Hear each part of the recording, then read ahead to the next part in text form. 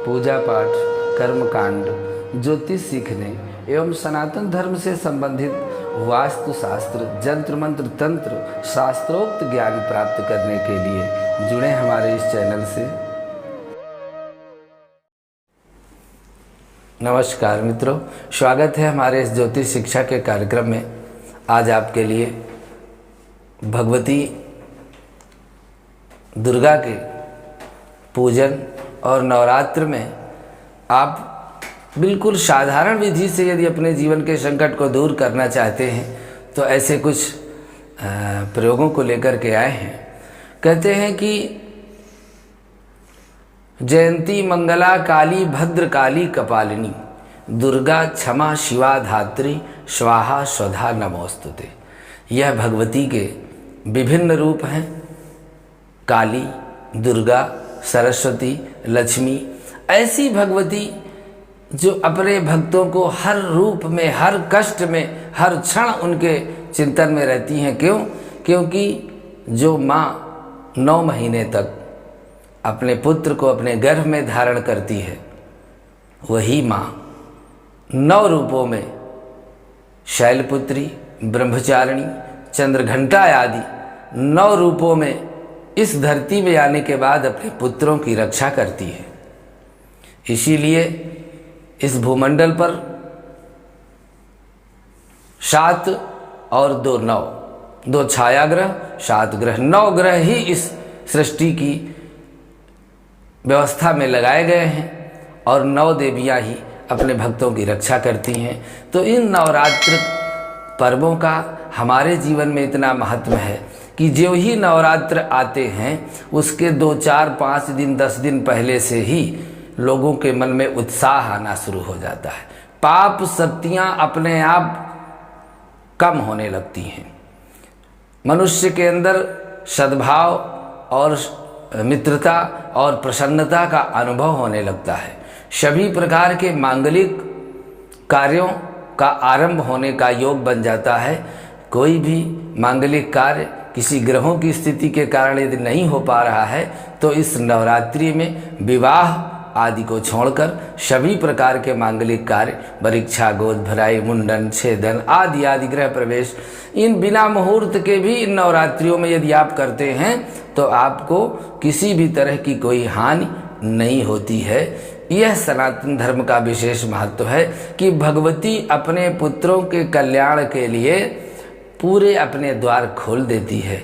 तो हमारी भी मित्रों एक जिम्मेदारी है कि जब भी नवरात्रि आवे तो हम भले व्रत नहीं करते, पाठ नहीं करते, पूजा नहीं करते, लेकिन कुछ नियम ऐसे हैं जिनको हमें मानना अत्यंत आवश्यक है। जैसे कि जैसे ही नववर्ष का आरंभ हो तो हम अपने घर में एक ध्वजा स्थापित करें, भगवती का आवाहन करें और उस ध्वजा में ही भगवती को स्थान प्रदान करें। पूरे वर्ष आपके परिवार में संकट नहीं आ सकता है, ये मान लीजिए। दूसरा क्या है कि हम नवरात्र भर अपने नित्य कर्म में लगे हुए होते भी कुछ ऐसे काम हैं जिन्हें ना करें। नाखून मत काटें। यदि हम नाखून काटेंगे तो निश्चित रूप से भगवती नाराज होगी। इसलिए नवरात्र में नाखून काटने का सर्वथा निषेध है। दूसरा, बाल बनवाना, दाढ़ी, बाल, क्षौर कर्म आदि नवरात्र में हमको बिल्कुल नहीं कराना चाहिए। यदि हम नहीं भी नवरात्र मानते हैं, बहुत से लोगों का कहना है कि हमारे यहाँ नवरात्र नहीं मानते, कोई बात नहीं, लेकिन यह भगवती क्या आपकी रक्षा नहीं करती इस संसार में? तो निश्चित रूप से आपको ये नियम भी मानना चाहिए, बाल आदि नहीं बनवाने चाहिए।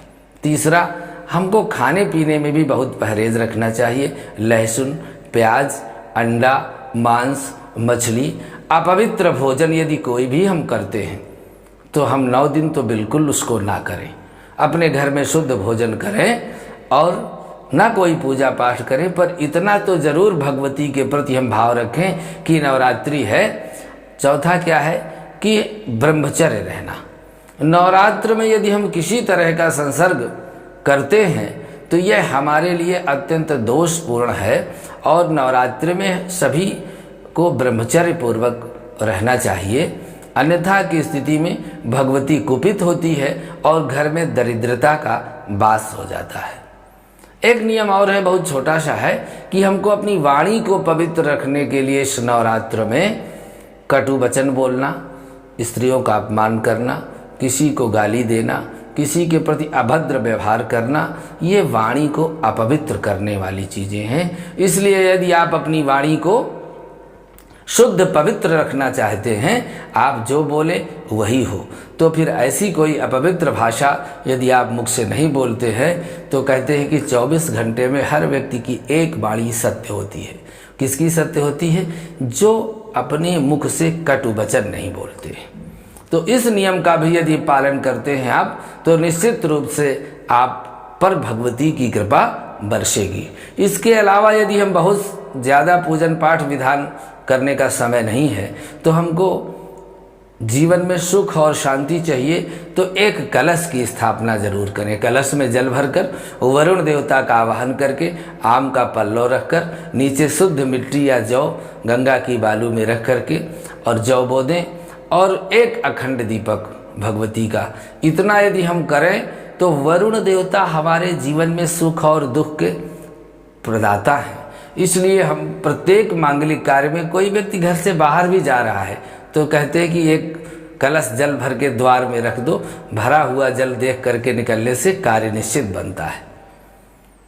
वही वरुण देवता यदि हम एक कलश में भर के स्वास्तिक बनाकर और कलश की स्थापना करते हैं, हमने पिछले वीडियो में आपको वरुण पूजन की पूरी विधि दी है, कलश को कैसे स्थापित करना चाहिए और उन वैदिक मंत्रों का कैसे पाठ करना चाहिए, संपूर्ण विधि पिछले वीडियो में आपको मिलेगी।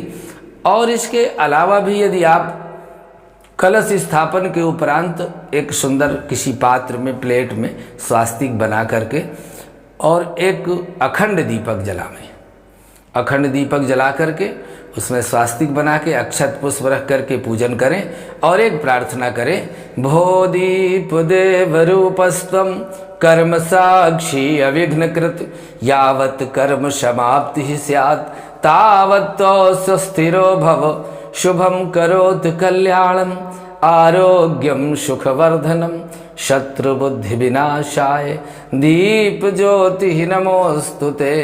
इस तरह से यदि आप दीपक जला करके यह प्रार्थना करके और दीपक को प्रणाम करते हैं, दर्शन मात्र करते हैं, फिर अपने कार्य में लग जाते हैं, यह 9 दिन जलने वाला अखंड दीपक आपके परिवार में इतनी सुख शांति पूरे वर्ष प्रदान करेगा, आप इसका अनुभव नहीं कर पाएंगे। तो ये हम जो नहीं बहुत पूजा पाठ कर सकते, तो इतना हम अवश्य कर सकते हैं। इसके अलावा 9वें दिन हम किसी आचार्य को बुला करके भगवती का दुर्गा सप्तशती के जो 700 श्लोक हैं उनका विधिवत हवन करें। यदि वह भी नहीं हम कर सकते तो नवाण मंत्र से ओम ऐं ह्रीं क्लीं चामुंडाये विच्चे, इस मंत्र से हम 108 आहुति करें, 9 कुंवारियों को भोजन करवाएं, परिवार से दरिद्रता का विनाश हो जाएगा, दुख विपत्तियां भाग जाएंगी और आपके मन में उत्साह, प्रेम और सद्भाव की वृद्धि होती है। कहते हैं जहाँ सुमति तहाँ संपत्ति नाना और जहाँ कुमति तहाँ विपत्ति निधाना। हर व्यक्ति के, मनुष्य के मन में 2 बुद्धियाँ होती हैं, एक सुमति और एक कुमति। जब हम सन्मार्ग पर चलते हैं, सनातन धर्म के बताए हुए रास्ते पर चलते हैं, तो हमारे अंदर सुमति जागृत होती है। और जब हम कुमार्ग पर चलते हैं, जो मन होगा वही खाएंगे, जहाँ मन होगा वहीं, जब मन होगा सोएंगे, जैसा मन होगा वही बोलेंगे, तो फिर कुमति जागृत। अब कुमति में क्या होता है, फिर हम सुख और शांति का अभाव हो जाता है। कुमति जब जागृत होती है तो मनुष्य कलकल करते हुए संसार की सभी सुख सुविधाएं उसको विष के समान हो जाती हैं।